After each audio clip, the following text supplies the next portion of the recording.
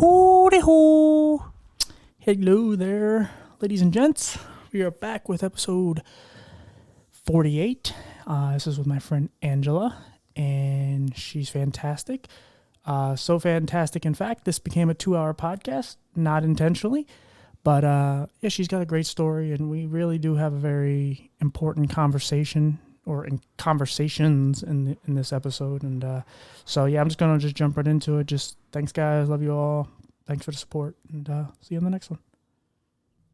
All right, guys, we're back with another episode.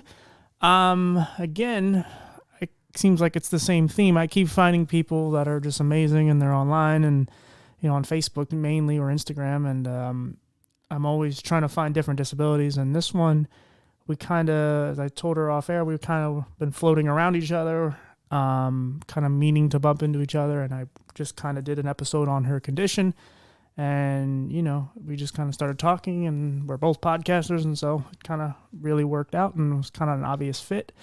So this is my new friend Angela, and no, not the same Angela as I interviewed before.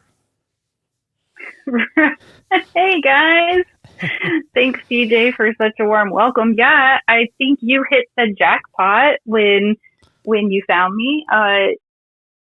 Because like I was telling you, I have CRPS, not very much so like your last guest, and it is a super, super rare condition, and it's even more rare to have it in 4 limbs. And so I am not certain how you manage that, but to me, somehow you hit the CRPS jackpot, 100%.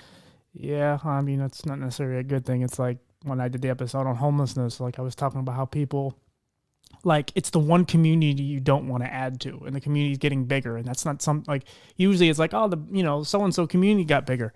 Well, you don't want to say that in the homeless community. That's not a good thing. And it's like, yeah, hitting the jackpot and finding, the ultimate one of your condition is really not a great thing, but of course, I'm happy you're around. And so obviously that episode already came out, and this episode will come out probably like 2 months later. So for the people who forgot what your condition stands for, what does it stand for? Certainly, yeah. It's called complex regional pain syndrome. It's a neurological disorder. There's this. The best way to explain it is, imagine every type of pain you've ever had, whether it's been electrical. I mean, probably recently the very worst one I had was what felt like metal bone scraping. And I don't know that I could explain it any better than that. And I hope that gives you the chills and makes you want to cringe, because it was absolutely miserable. And also things like people writing with a pencil on paper will trigger pain in me. So it's like an auditory. So the body doesn't really know, and there's some sort of confusion throughout the nervous system. And when that happens, like, I have to look at my hands physically. My hands are deformed, actually. They're physically deformed from this disease. My skin is like paper. My nails are either super hard and to clip through, or they're paper thin. It just depends on what's happening that day. I have super horrible temperature regulation. So if it's cold outside, I tend to be cold. My skin tends to turn more bluish than red. If it's warm outside, I tend to swell more. I'm sorry, if it's warm outside, my hand tends to turn warm and swell more often. So there's no telling. It's super unpredictable. When I first was diagnosed with it, my hand would swell up like a club hand, and then it would swell back down.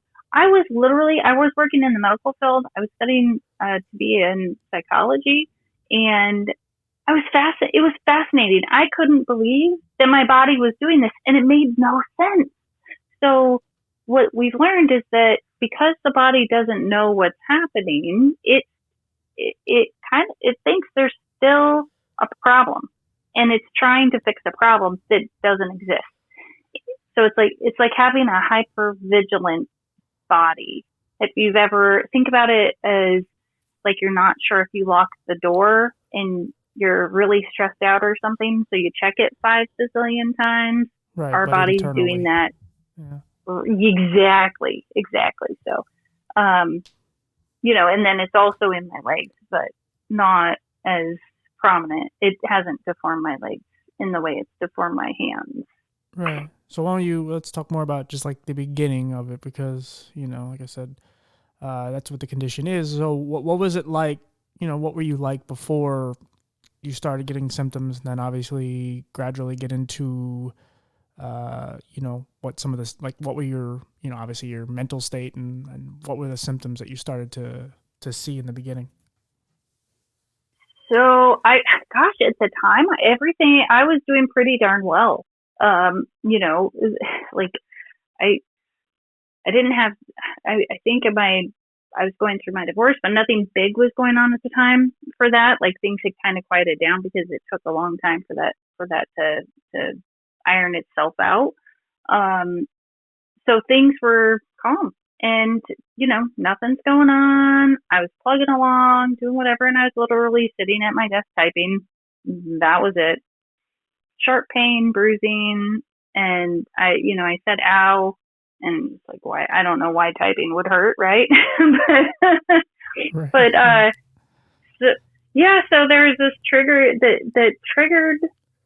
We don't. I still to this day don't know what happened on the inside, and yet because I was working in a medical facility at the time, I went across the way and asked one of the PAs, and he noticed that he did this.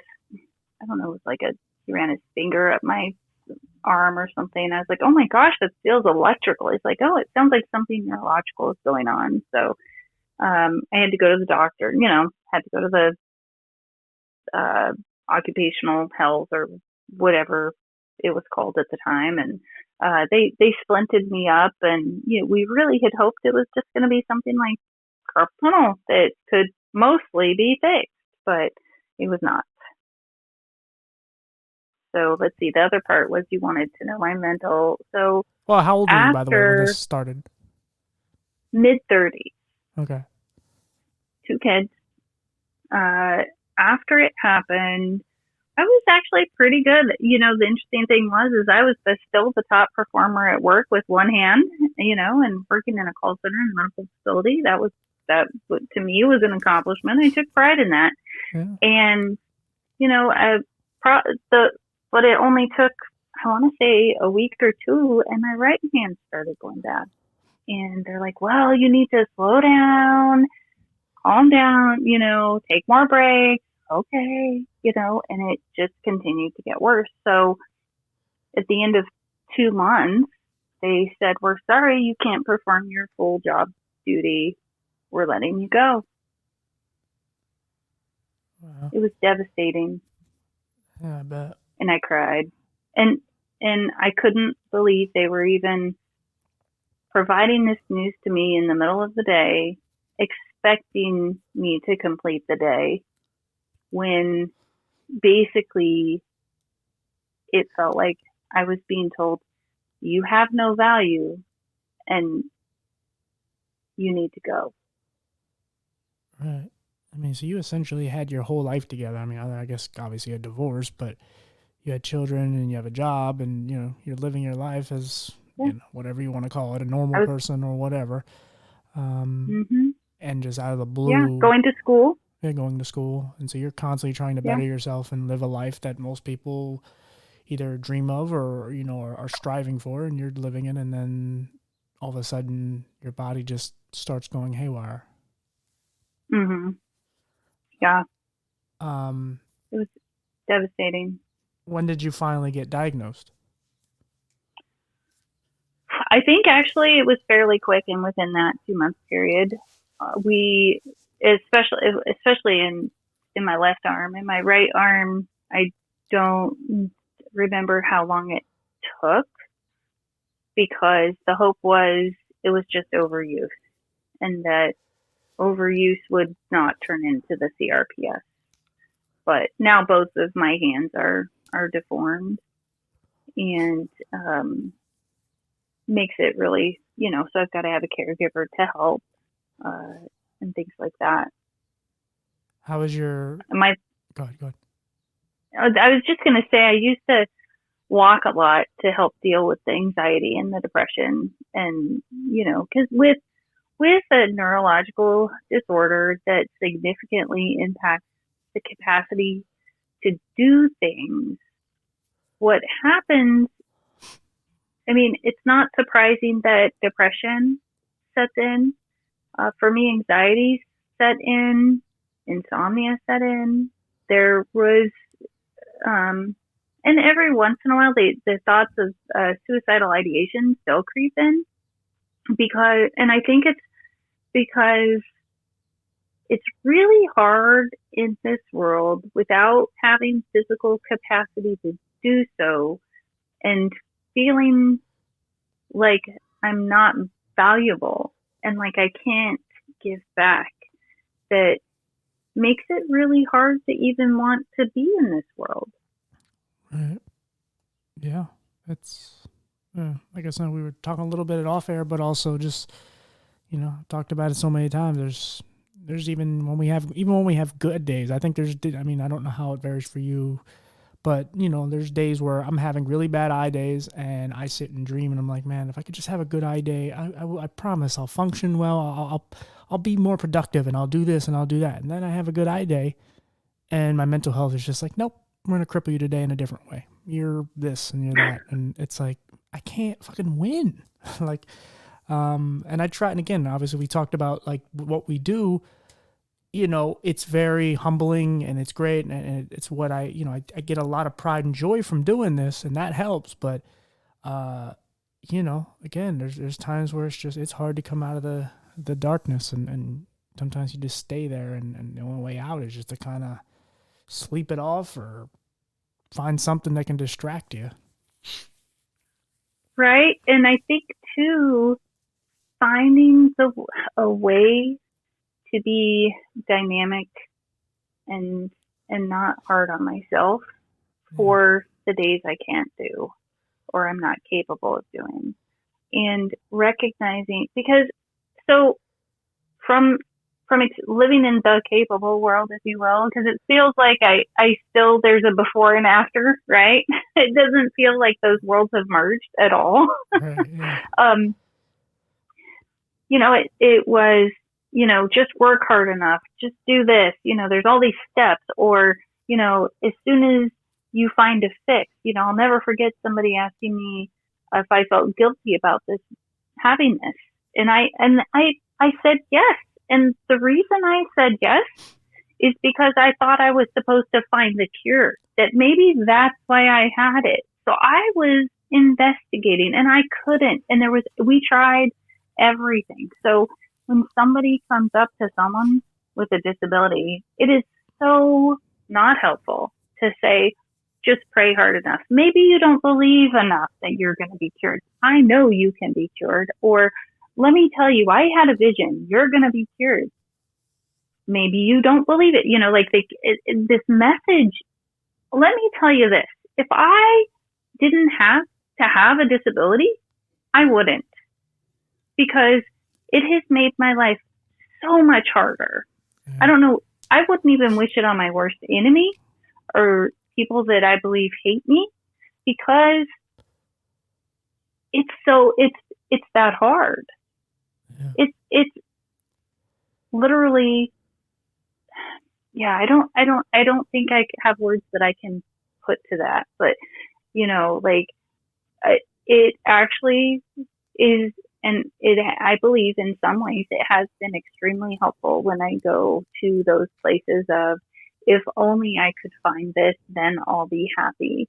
Because I think with a disability, it's become extremely important for me to find joy in what I do have right now.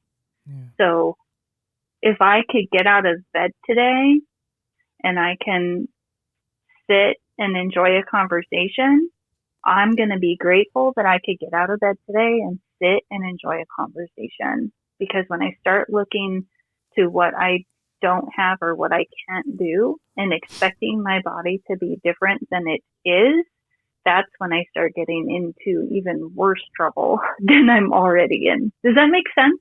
Yeah. I mean, I've been I've been starting to say that I have 3 jobs now. I have the job that pays the bills, I have my podcast, which is kind of the future, and then the third job is just living, because I put so much into trying to bettering myself, especially mentally, and I'm fighting every day, and I'm constantly, like, I'm always exhausted after I get home, and it's not just because, I mean, I do a physical job, but I'm worn out even when I may sleep, 6, 7, 8 hours and get up, eat and bullshit for 2, 3 hours, and I'm tired again because I'm mentally in my head so much, and I'm constantly trying to, obviously the podcast stresses me out because I'm trying to do so much good and try to make changes, and I'm just trying to put some good energy into this world.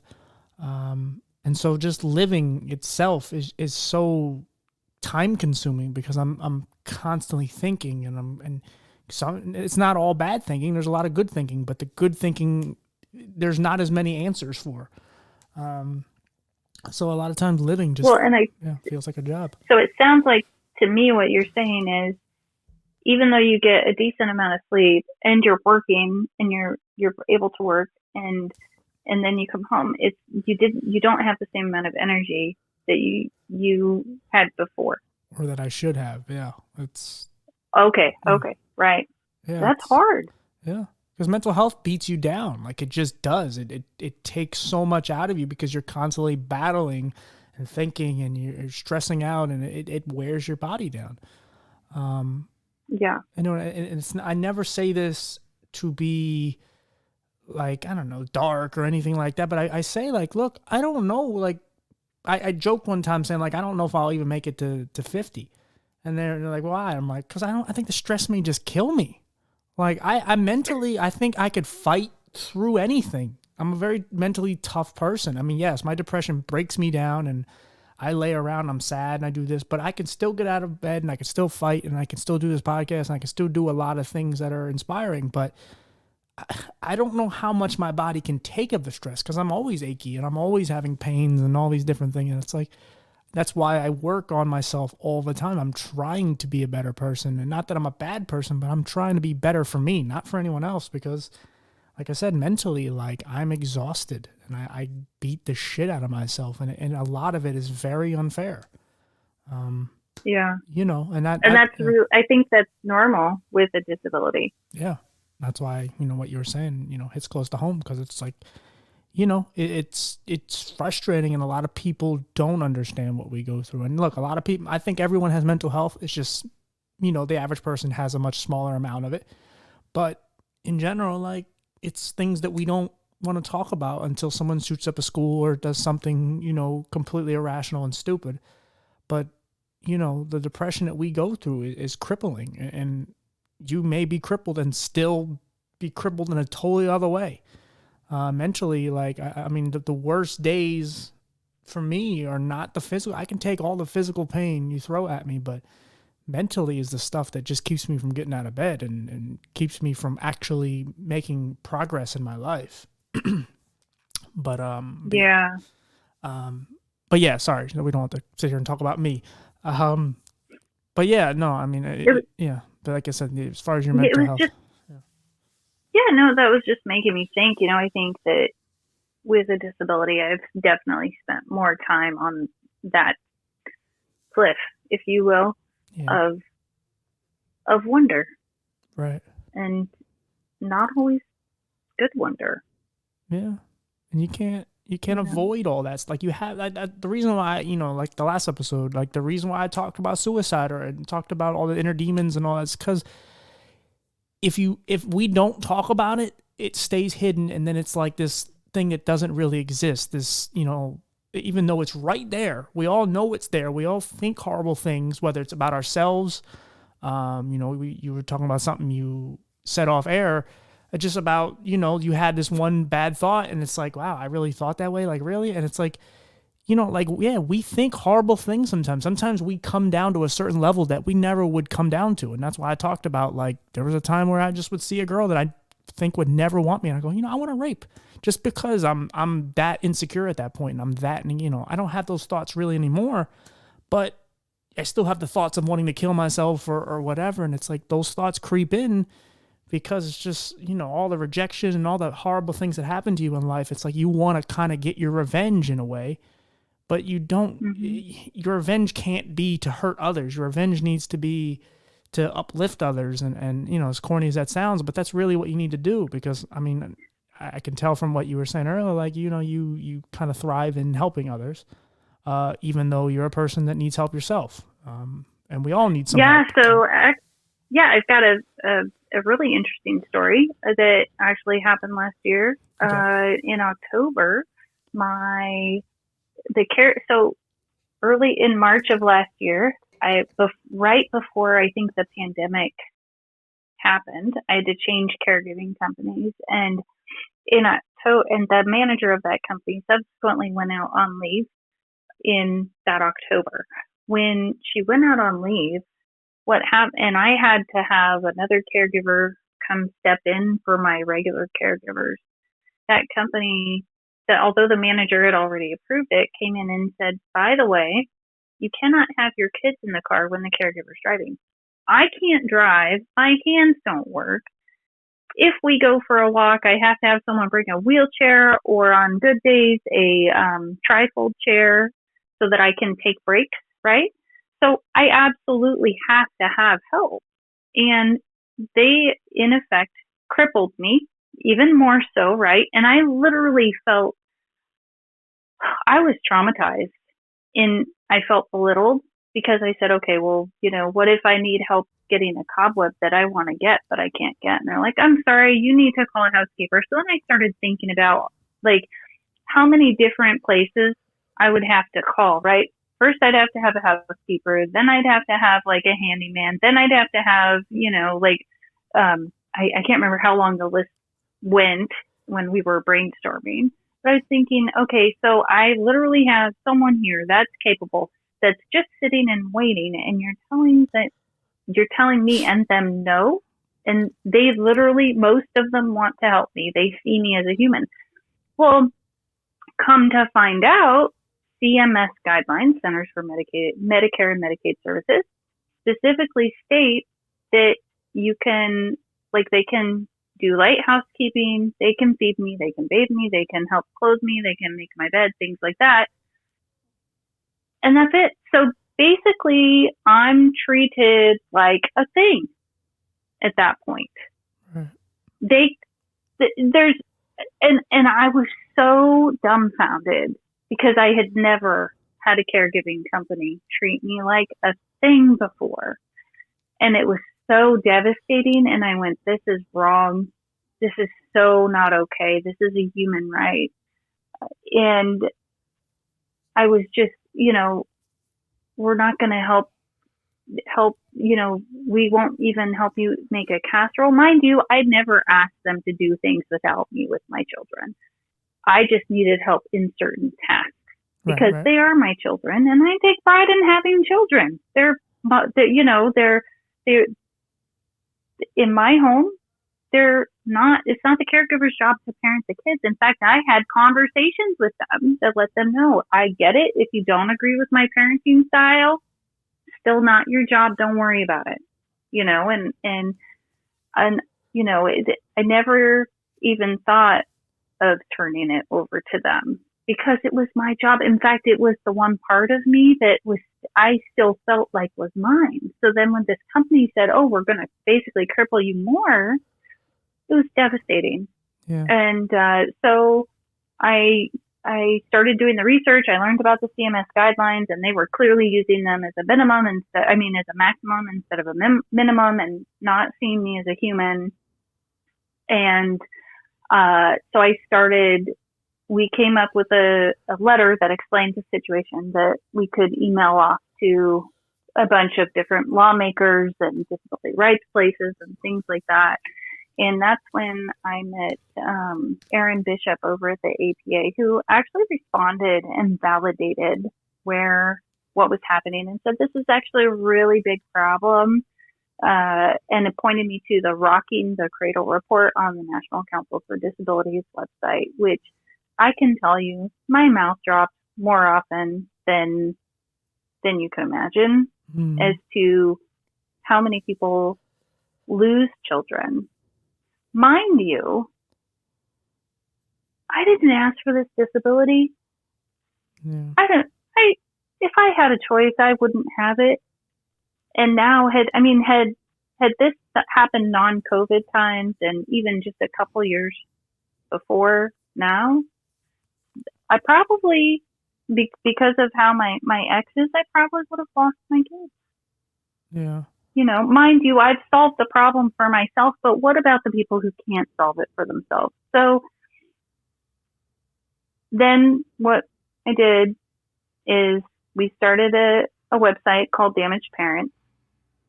And I thought, oh yeah, I used to love writing, right? That was one of my favorite things to do. I thought, okay, yeah, I can blog.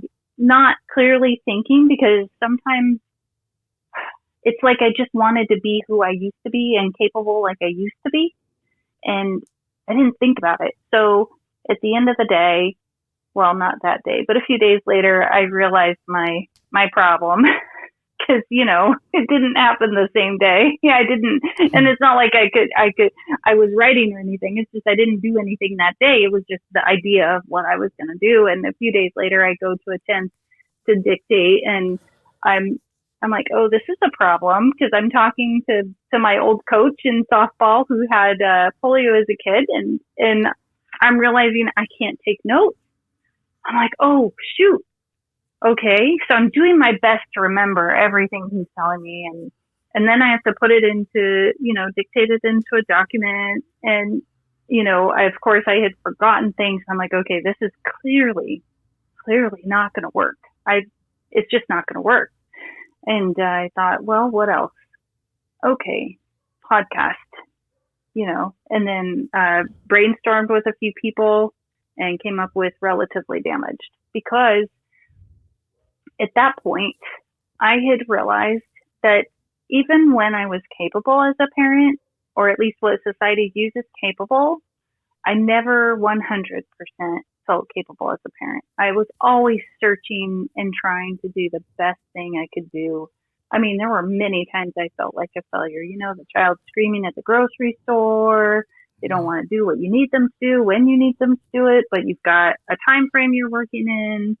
And so realizing that side of me, and realizing the disabled side of me, and realize that, well, darn it, I was damaged before I had a disability.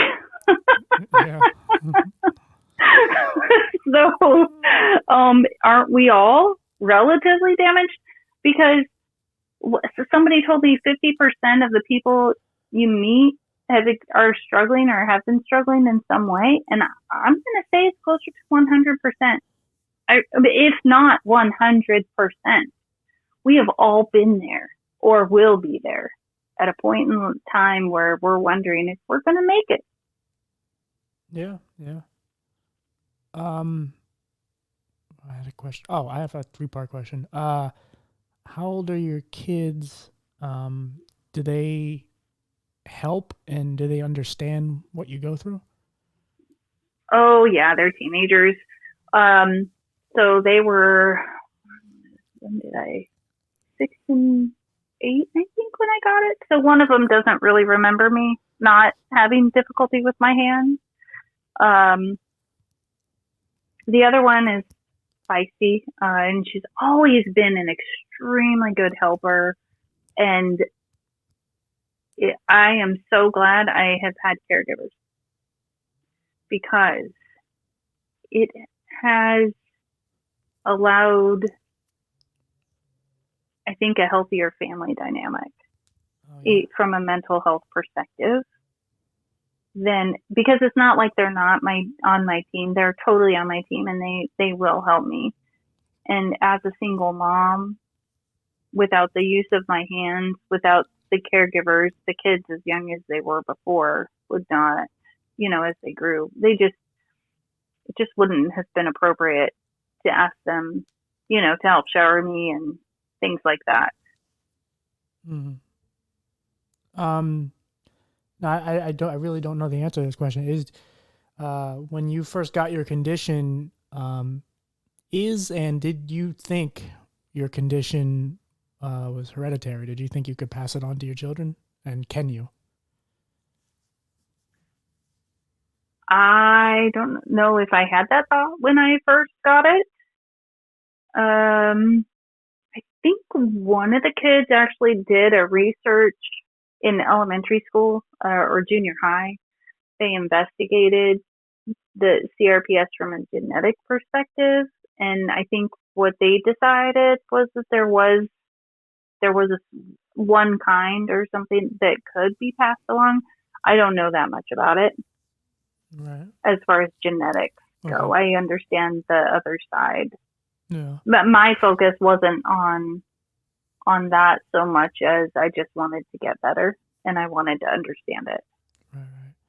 Right. So how rare is the condition? Like less than 1%, I want to say, of people, Yeah.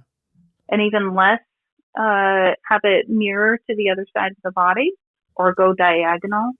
So that you have actually met two people with pretty much full body CRPS is extremely rare. Right. Have you been able to meet others like you? Nope. I mean, yes, but not like me with full body, right? I've met people at clinics that I participated in, Right. right? Yeah. To functional capacity clinics to try and help figure out how to be, right? So with a neurological pain condition, it is really important to pace. So I have to be really careful about how much I do or don't do. Not really so much don't do, but well, no, that's not true because if I don't do, then the pain, because it's really important with pain for me to do my physical therapy each day, even when it's on my worst days, because if I don't move, it actually gets worse the next time I move. It's really important to keep trying to move, Right. right? Yeah. Which goes against what our brain is telling us because you break your leg and you think, oh, I can't, don't move my leg, it needs to heal, or you kind of hold it stiff. With CRPS, I like for me, I would go into I hold I tend to hold especially my arms closer to my body in protective mode, and it's really hard, and I've had to work a lot to not do that, and it actually becomes like a conscious effort to not do that. Right. What's the functionality like in your leg? You said you have a little bit of a problem, but what? Uh, yeah. In my legs, Yeah. Your so legs and I feet. can't walk very far. Sensations bother me. I can feel the vibration, like in a car. I can feel the vibration, and it's painful. I don't like it. Uh, yeah. So like when I'm getting help being showered, we don't scrub down, down below my legs, or we don't go above my like you use your armpits as a line because the touch is is so painful that I just don't even want to try. Wow. Yeah. Um. So what do you use a wheelchair?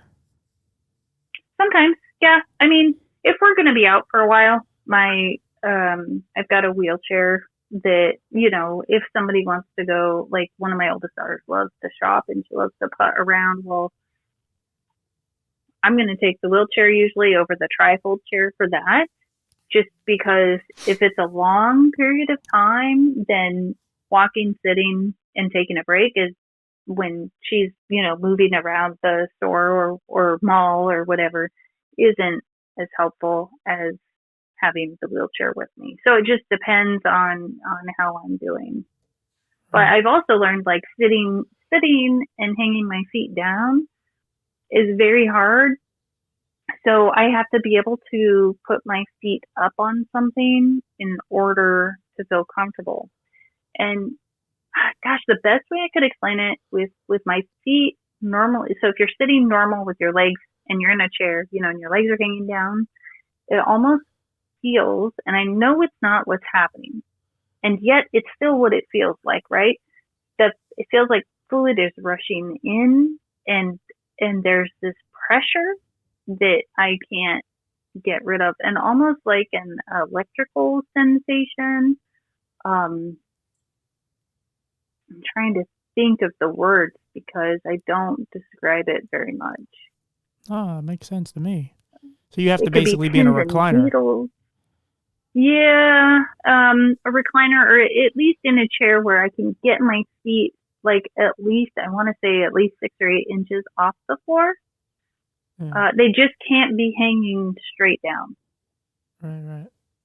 It doesn't make logical sense to me. I couldn't explain it medically. I couldn't, I just know that that's what I have to do. And so I try to set myself up in situations where I do that. Now, if there's not something, then what someone would probably see me doing in public is like kicking my legs up like I'm doing an exercise or something, and I'll just hold my feet up for a little bit so I can get that pressure to go away, and then put my feet back down. And then they usually aren't like straight down. It's usually kind of out at an angle. Right. Like you're extending your legs. Right. Like you're relaxing or something. Yeah. It's amazing how we have to we somehow find ways to make light of what we go through. And it's like, most people, I think when I do it, people just think like, oh my God, it's so dark, I feel terrible. I'm like, no, like that's just kind of how I get through life, man. Like I can't dwell on it all day long. I mean, I know it's there, but it's like, yeah. What do you want me to do? Like it becomes second nature. I mean, that's the thing. There's so many benefits to, okay, a lot of people might get really mad at me for saying this, right? There are so many benefits to having a disability when it comes to creativity. And I think the world and society doesn't realize that, because, for instance, my old coach, he invented things. I don't know that he shared them with the world, but he invented special ramps to get into the car. And, he was able to drive. One of his hands was deformed and his leg, but he was able to find a way. So I think there's like this hidden gem of ability in a community called disabled, which to me means non-abled or non-operable, because, like we had talked about earlier, when you turn off an alarm to a home, you're disabling the alarm. When your computer is disabled, it literally doesn't work. So I think there's this implicit bias that, we don't think about, that isn't thought about, which of course is why it's implicit, right? Because implicit means that it's not something I recognize or know that I'm doing, right? Mm-hmm.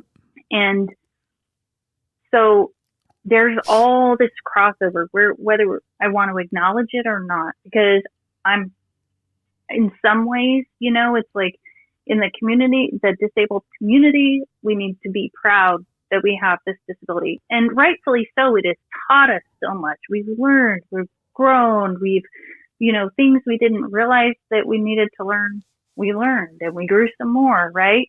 Yeah. And we forget that there's this whole group of people who maybe they want to help, and yet when we call ourselves non-operable, how can we not expect that they're not going to have this discrimination towards us and literally and truly believe that we're not operable? And it's not because they're consciously doing it. I think it's a subconscious thing. Yeah, pretty much. Just to kind of expound on what you were saying is that, we're kind of forced to think outside the box. Like if we don't, like we can't live how normal people live. The world's not made for us to live that way. So we have to constantly find other ways to survive and to, because there's things I do in my life where it's like I have my Mac. When I go to it, it's zoomed out, but I hit control and I pinch my fingers in and I zoom in, and that's just how I do it. And it's very close. And to most people who have seen it, it's like, well, how do you do it that way? It's like, look, I don't even notice I do the control pinch thing anymore. I just do. It's just a command that just happens. as normal because that's how I live my life. Like there's times where once in a while I'll kind of forget. I'll just try to sit in the couch and watch TV, and I'm like, oh, you're such a dumbass. Like, you have to get closer. You know this. And I have fun with it and in general, but like I can sit in front of the TV and be fine. Like, my face isn't against the screen, but like I can see that I'm sitting in my recliner's right in front of the TV stand, and I'm just sitting there and I'm watching.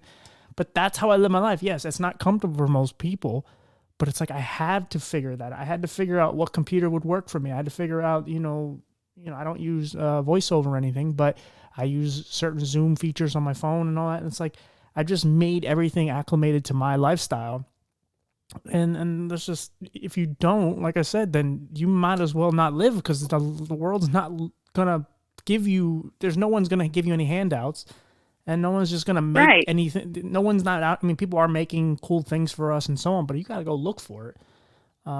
Yeah. And again, like, well, here's a really great example. So, for instance, we'll just say I'm sitting in the kitchen, and I notice if the caregiver's doing something, I don't know, maybe they're unloading the dishwasher, and instead of if they do it one way, they can actually do the task by only touching the item one time. If they do it another way, they've got to touch it 2 or 3 times before it gets put away. And so I can see that, because I'm thinking about, how do I because of early on in my disability, I had to streamline.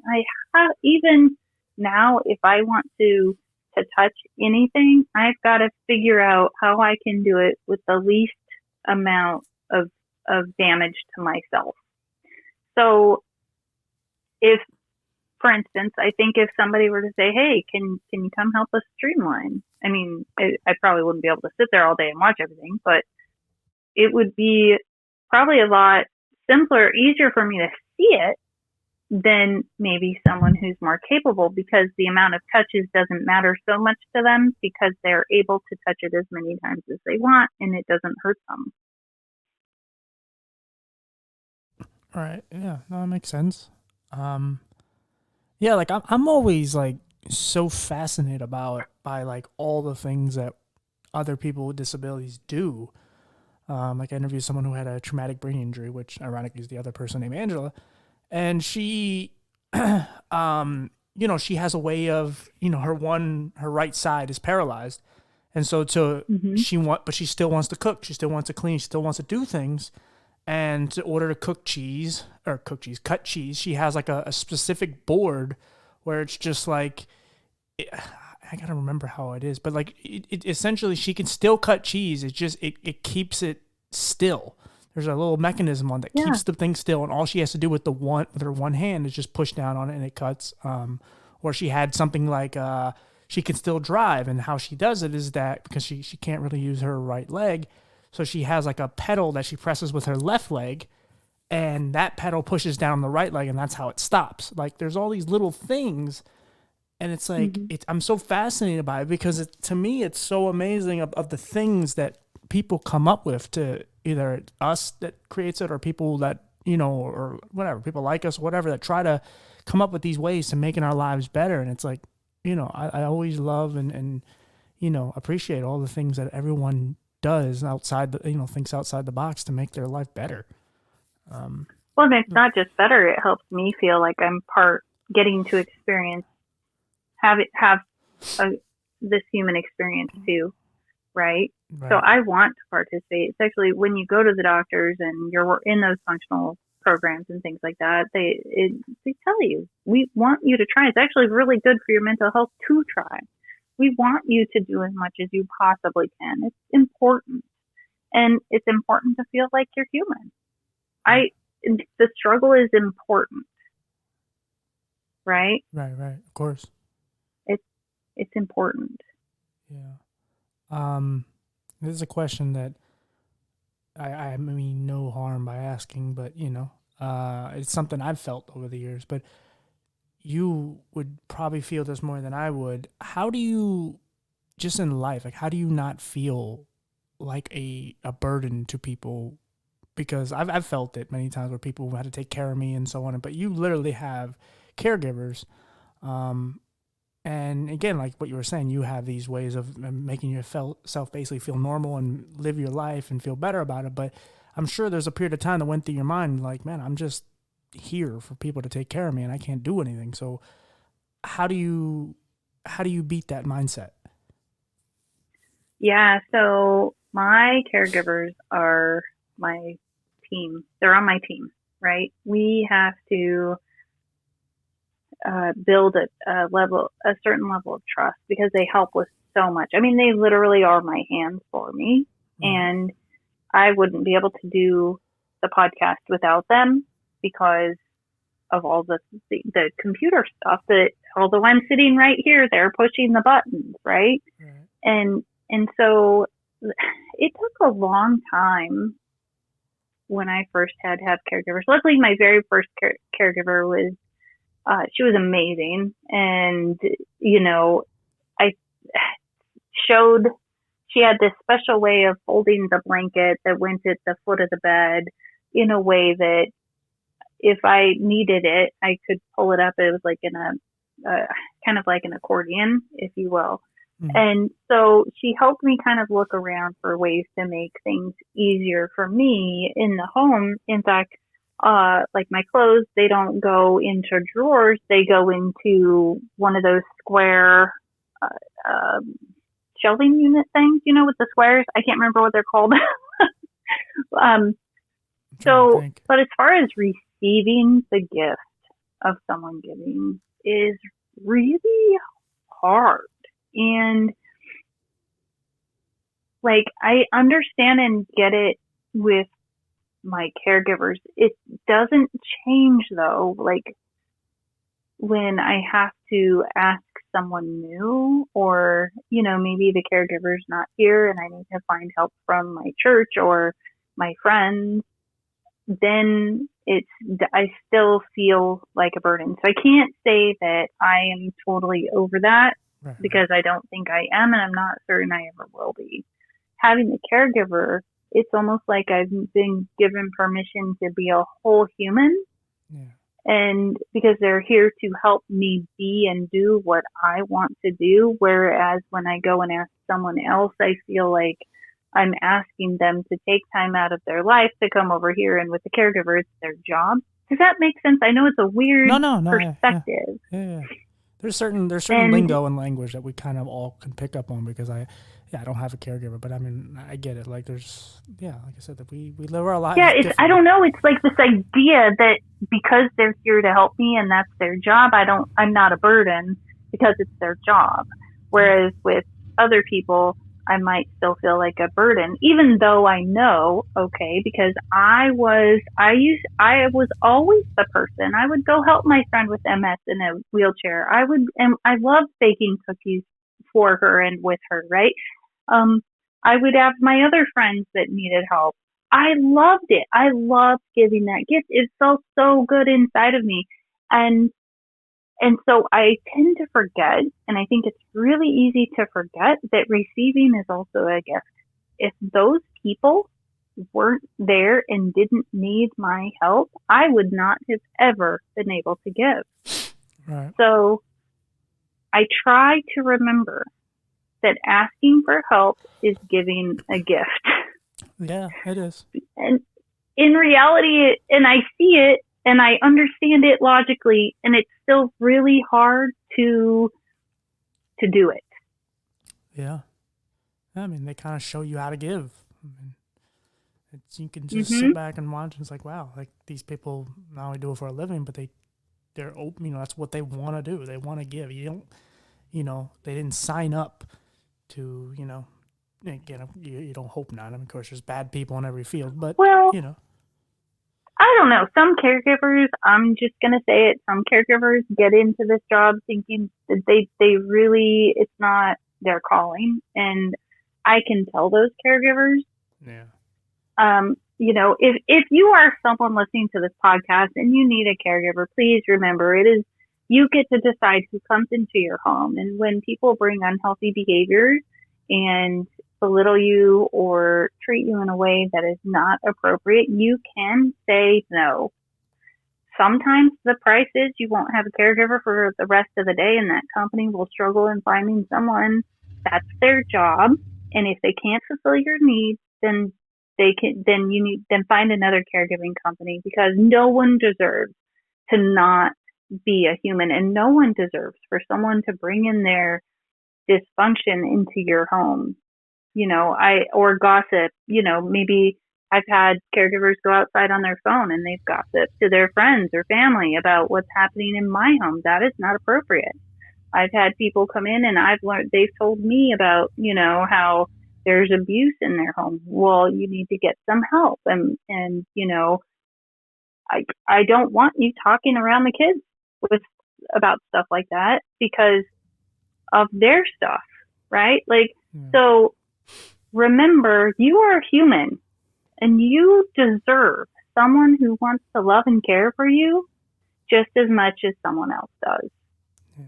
Take pride in that. Right. You deserve it. No, exactly. So it's like, okay, so now, we're now both in the same field. We both do podcasting. What do you think it's, I don't know, what do you think it's about people that are, whatever, the bottom of the bottom broken? Like, they're the people that are they're going through the worst. They're dealing with so much mental health, and in our case, our bodies are messed up, and so on and so on. What is it about the people that are like probably hurting the most and are going through some of the worst situations, but are the ones that want to help the most? Okay, so I think I understand your question. So how is it that the people struggling, who seem to be struggling the most, want to help the world the most? Is that what you're trying to ask? Yeah. Because if you look at your situation, like, you should probably only, I mean, again, from the outside, you should just be like, well, I should need to just take care of me and my kids. Like, forget the message, forget what I go, like, what other people think of me, and helping others. Like, it's great that you do, and you're brave, and it's amazing, and you should continue to do it. But from the outside, like, the average person would probably just look at you and like, well, you just focus on you and your kids. Who cares? Like, like, why do you want to help people? Like, right? Because like my oldest daughter would say, you're more miserable when you do too much, so cut it out, right? It's like, I don't. Yeah. She doesn't want to pay the price, and so I think what it is I've always had this belief that this world is a fantastic place, and that, if I see something that's not working well, it's my job to say something. So, okay, there is an experiment by Stanley Milgram, and it's the shock experiment. I believe the show is called The Experimenter. It's actually a movie. And in this movie, he was trying to figure out why the Nazis did what they did. Why did people follow through on these horrendous instructions to hurt other people? And what he found out in this experiment is it was because he really thought in America he would get different answers than what happened in Germany. And what happened, he set up the experiment. These people were supposed to be, they thought they were shocking someone who was in another room, which they had met and been told the guy had a heart condition and everything. And there was somebody who was running the experiment sitting in the back of the room in a white coat, right? So that just says, okay, I have some power. I'm going to sit here and watch you do this experiment. These people, 90% of the time, continued to shock up to 400 and something volts for the simple reason that they were told, you need to do he got the answer wrong, you need to shock him. Like, very simple instruction. It was a very small percentage of people that said, no, that's not right. And I think that because that percentage is so small, that I have to say something, because most people either don't find enough value in themselves or can't, right? It's scary. It is scary saying something. It's scary saying this isn't working. And then the concern for what the consequences might be of that, right? Yeah. It's so small, though.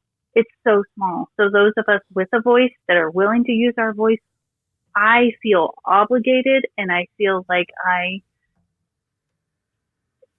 have to, really. I get to. I am lucky enough to get to use my voice to help other people when they can't help themselves. And hopefully they'll get strong enough to use their voice. Yeah. Until then, I'm going to keep using mine to the best of my ability. And hopefully what they'll find out is it's okay. And yeah, it'll be scary the first time you use your voice, and it will get easier.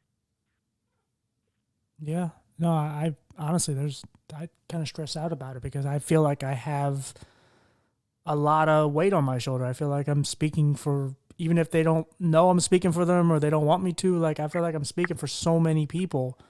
And, you know, I want us to do better in life. Like, I mean, we don't even get just people in movies and shows that aren't disabled, but they play disabled people. Like, we don't get any fair share in anything.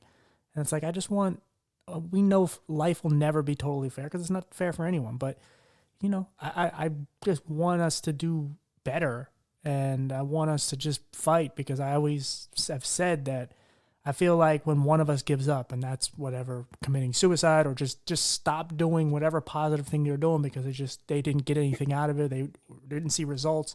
I feel like when we lose one of us, it's like gaining 10, because there's so few of us actually, you know, trying to break the barriers and actually show how amazing we are.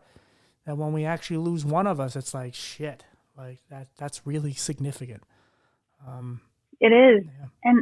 And, you know, just something I was thinking about while you were saying that is that, you know, as far as speaking for people, you know, I think that what's really important is for me especially, is to let everyone know, I don't know that I have the right answers. I don't know. I have ideas. Yeah. And if I can at least come to the table with ideas and we can realize that we're all on the same team, then maybe we can accomplish something. Yeah. Just maybe.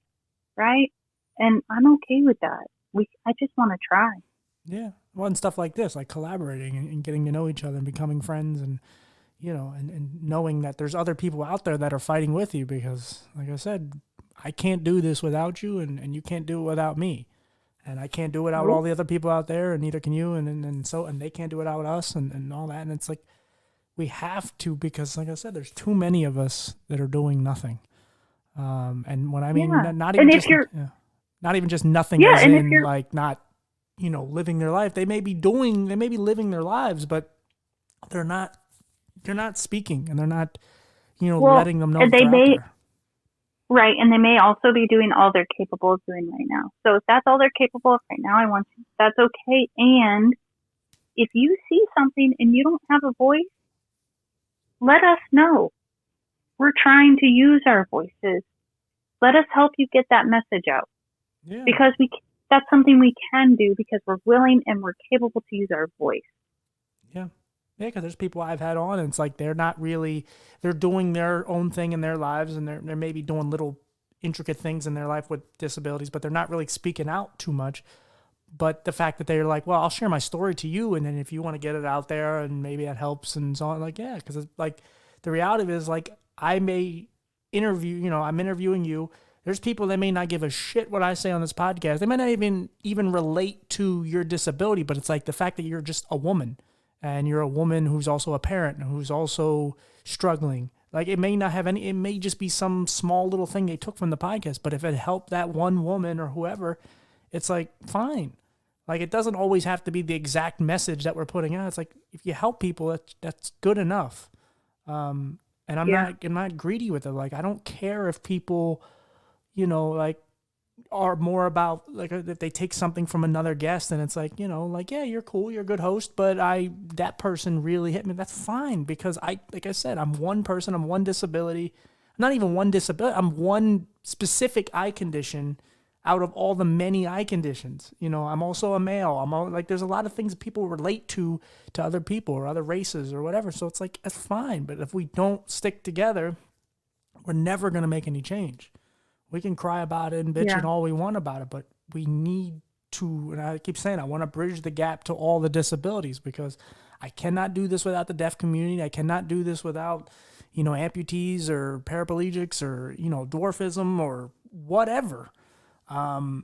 We need all of them to work together, because, like I said, we're all amazing. We all do awesome things. And, that's why, I always say fuck limitations, because people are always constantly telling us what our limitations are, but they know nothing about our lives, and they don't know what we can and cannot do. And they don't let us figure it out for ourselves. So then a lot of times we either figure it out, or the other half, which is what we normally do, is a lot of us just fall, trapped to that and say, oh, I guess I can't do that. I guess I can't. Well, I think you're also speaking from experience too. I bet there's a point in time you did that, right? You just, I mean, because I did it too. Right. So it's not that it's wrong. It's that sometimes we go there and we can't. Right. Like, I know I cannot drive. I've come to terms with that. Am I happy about it? No. But I know if I get into a car, yes, I may be able to get a block away or so on. I may be able to fake it for a minute. But even if my grandma's 2 miles away, I know how to get there on foot. I've done it. But let's just say somehow, let's say I drive 20 miles an hour and I get there and so on. That's fine. But it's still the idea that I could still hit a kid. Obviously, I could hit a car. I could hit a cat, whatever. Anything that would be devastating to me. I would not want to do that. I'm putting a lot of people at risk beyond myself. And it's just something I cannot do. And I'm okay with it, because I know there's so many other things I can do.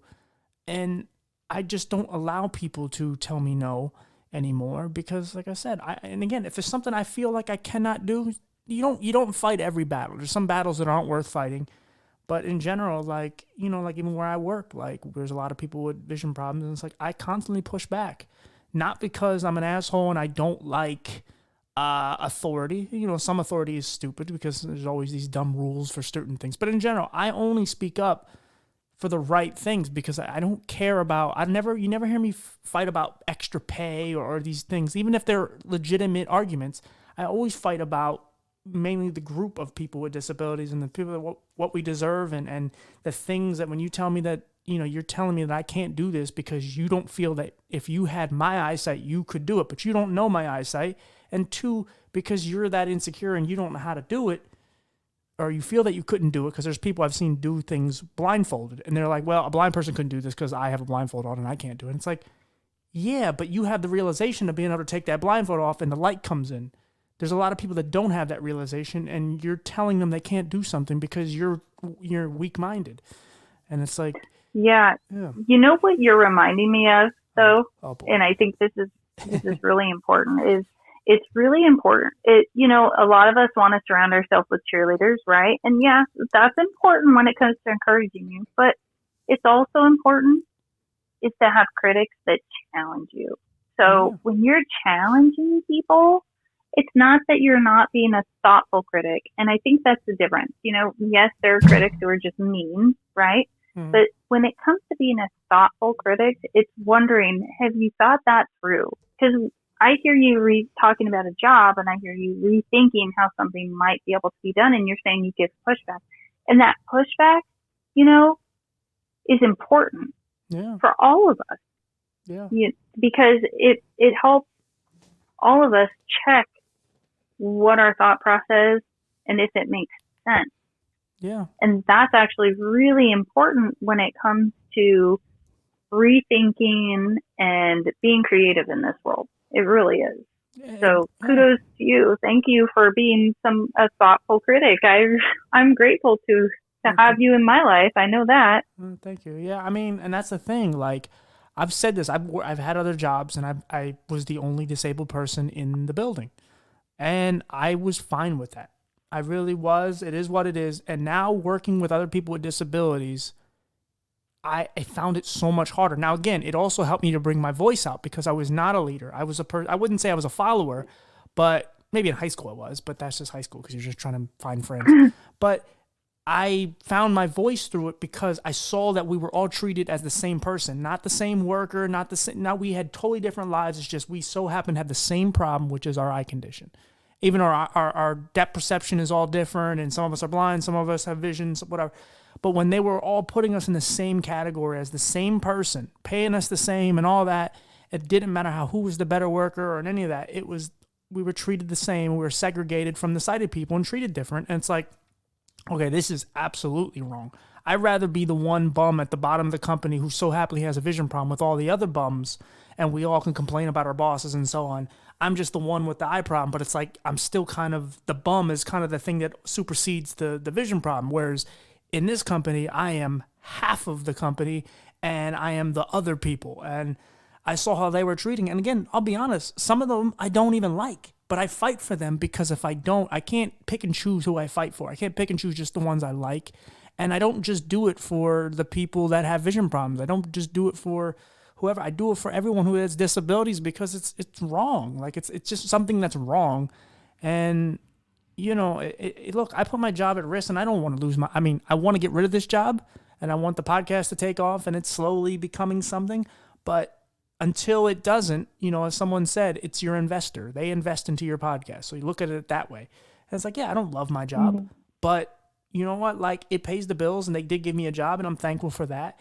But there's a lot of shit that I don't like about it because again, we are the other people and it breaks my heart. It breaks my heart to how we're treated in general. It breaks my heart that 76% of us are unemployed. Like it's all terrible, but we are also part of the problem because there's a lot of people that work there that have fallen to their trap of, oh, you know, you can't go anywhere else. No one else will want you.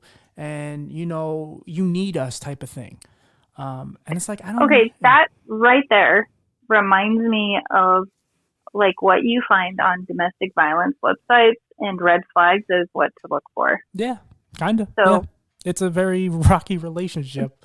No, they don't beat us. I will say that. They don't beat us. Right. No, but you know, domestic violence includes that emotional thing. Right.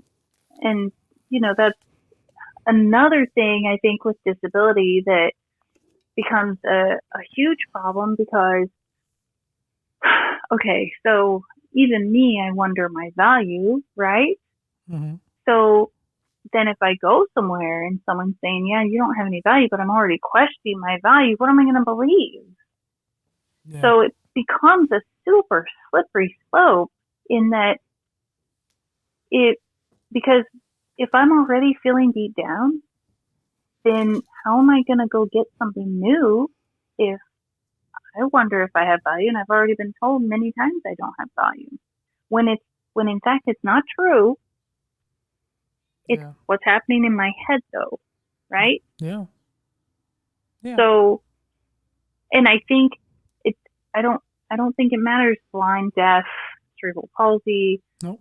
pain, you know, it doesn't matter the disability.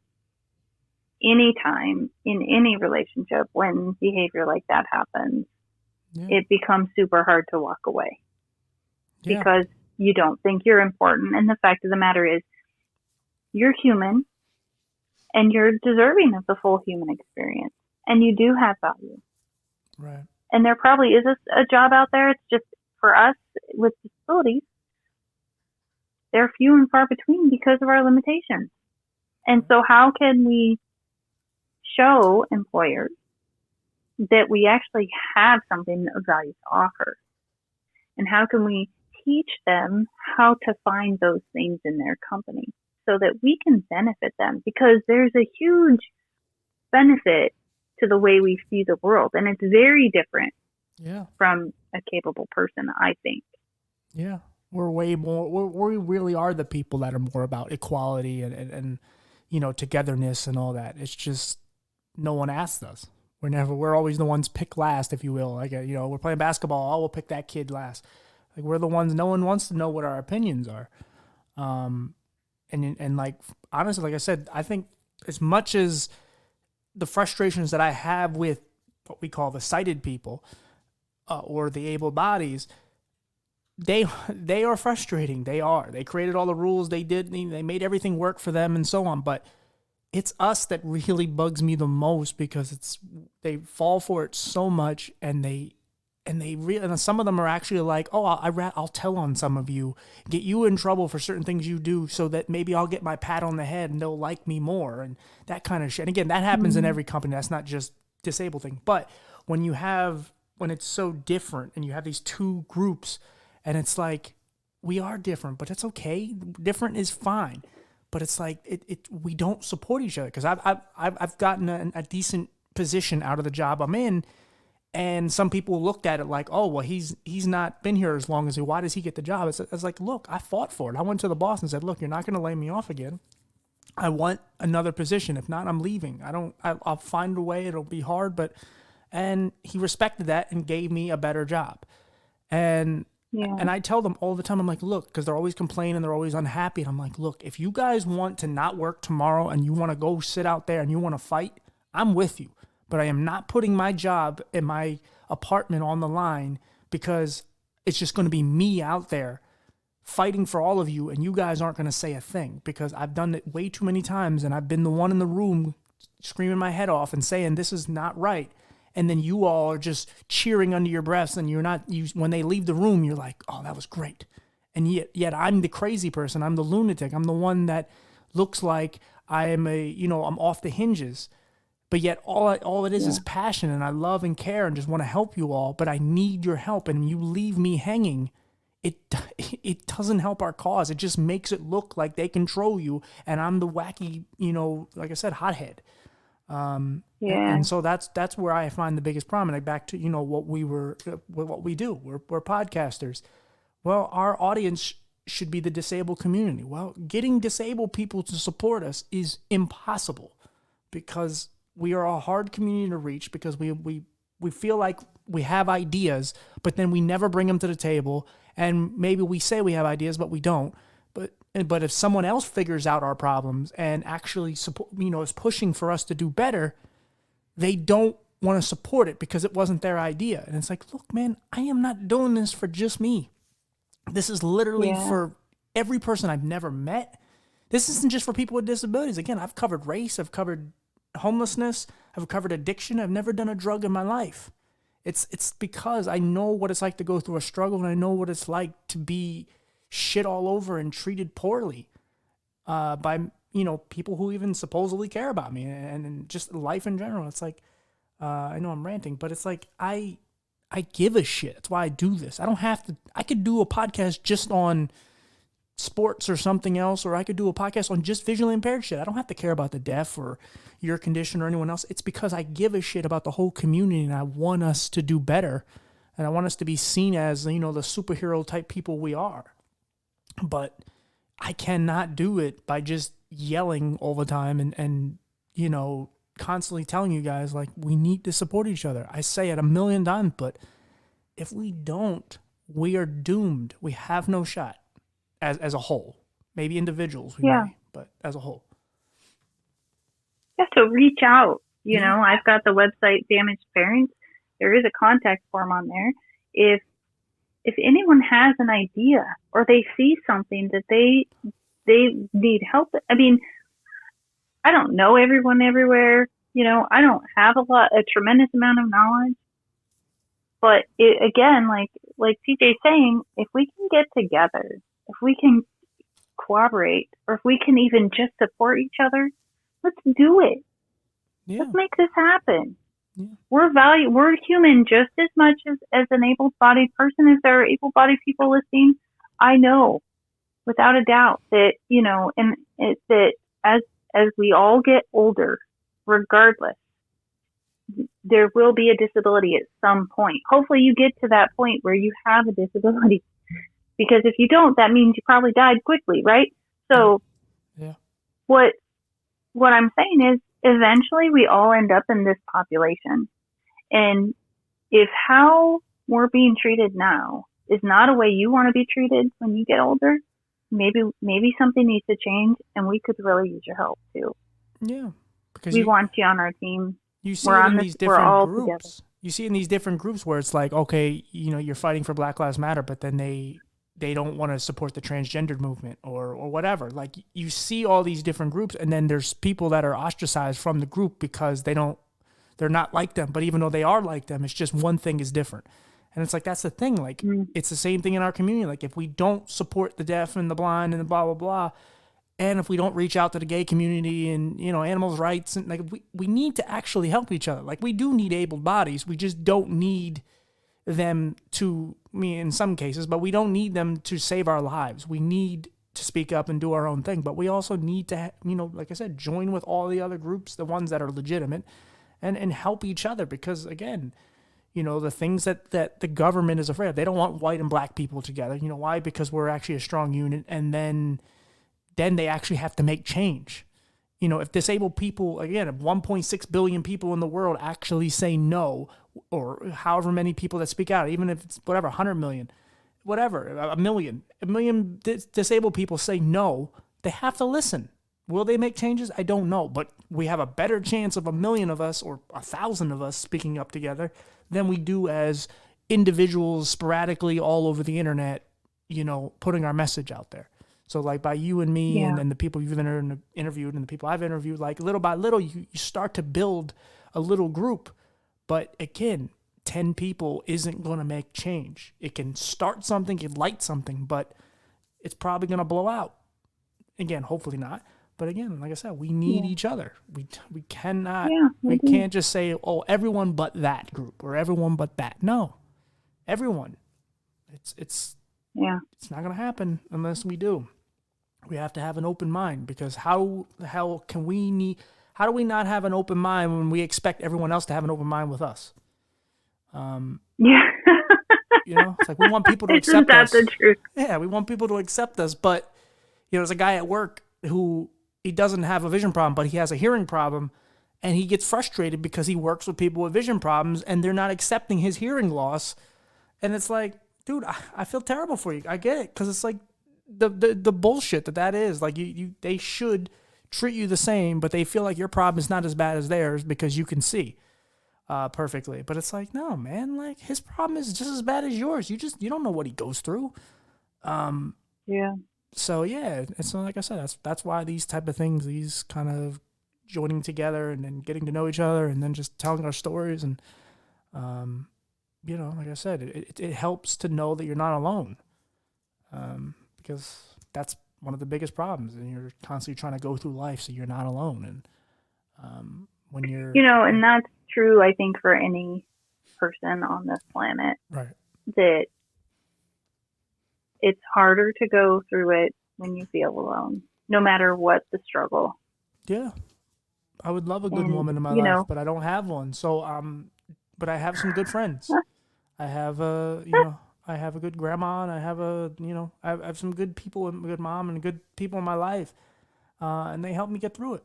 Obviously you're helping me get through another day just by doing the podcast and meeting another person and getting to know your story. And well, and sometimes you've got to find your support tribe, right? Yeah. And know who that is. Yeah. Find those people and know who they are. Again, it's not like you have to have a critic, like I was saying earlier. It's important to have thoughtful critics. And at the same time, we all need our support tribe. We all need our cheering section to keep moving forward. We need to feel safe before we can, step out and say something. So find that group, find people who support you, and find safe people. It's important. Right. I guess it's hard for some of us to support some of each other, because it's like, well, I need support. Well, who's going to support me? Who's going to help me? And it's like, look, if you help me, I'll help you. Like, that's the thing. We just got to, corny cheesy, we got to all hold hands and kumbaya. We gotta stick together and actually, bring our messages together, and we feed off each other. And like you said, you may not have all the ideas. I don't have all the ideas. I'm winging this half the time. I'm really going into this, like what this is evolving into. This wasn't what it started as.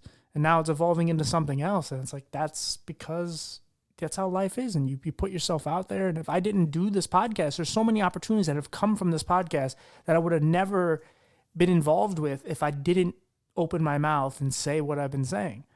And so, and then, like I said, over the time, I've found other podcasters and other other, entrepreneurs in the disabled community, and I support them, not just by having them on, but also, giving them a listen or whatever, because I know it means something to them.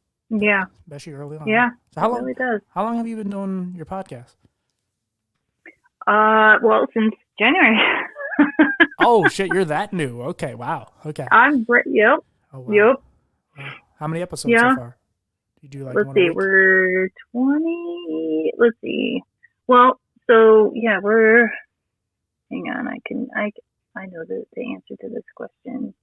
It's 20 something episodes. Because we started releasing 2 a week. Oh, 2 a week. Okay. So 15 out. 15 episodes out. Or on you can listen to 15 episodes right now. Okay. The very first episode is my very first interview ever. Okay. And we posted it for posterity. Okay, fair enough. Yeah, I mean, I've definitely evolved as an interviewer over the time. I've heard my first one before, and it was like, it was okay, but it was like, I was just lucky it was a person I knew. So if it was a stranger, it probably would have been difficult. Yeah. But so before we go, like, what is your podcast about? So it really focuses on the belief that we are all relatively damaged, right? That every single one of us. I mean, just to think of the different people I've had on. I've had a sister, daughter, and caregiver. I've had a gal who was a financial planner, and she suffered from debilitating depression to the point she couldn't get out of bed. I've had a narcoleptic on, where when emotions get too strong, she starts to fall asleep, like literally. So if she's in the grocery store and there's a mom upset with her kids or whatever, she might start feeling those strong emotions and could start to fall asleep, which it could be dangerous. So she has to readjust herself there. Yeah. I had a woman who married a narcissist. I had a gal come in after 25 years of abuse in her home. She was able to get out of her home. So she actually grew up in an abusive home, which was a bit terrifying. There was a gal who came on, really, really great story about, the human experience is her struggle. Being human is her struggle. That's how it is, which I think that's really a neat perspective. I've had people who grew up without fathers. I've had fathers that were narcissists. I had a gal on with a traumatic brain injury, like you were talking about on your podcast. And so at the end of the day, I also had, a struggle that a lot of us, I don't think of struggle as someone. So let's say your husband or wife or family member gets a terminal illness or something like that. You go through a struggle too, but we don't talk about it. And so I actually had a gal come on, her husband had cancer, and her struggle was literally his cancer and how it impacted her. And I think that's important. So really the point of the podcast is to show that we are all human, and regardless of our capacity, are all deserving of the human experience. Right. Yeah, absolutely. I do thank you for doing this. This was fun. Before I end it, I'll let you know, I'll talk to you off air, but after, yeah, like I said, this was fun. I will put when you send me the link, when I put the episode out, I'll put your podcast in the description, and yeah, like I said, you gotta stick together. Well, thank you for having me on. I appreciate it. Yeah.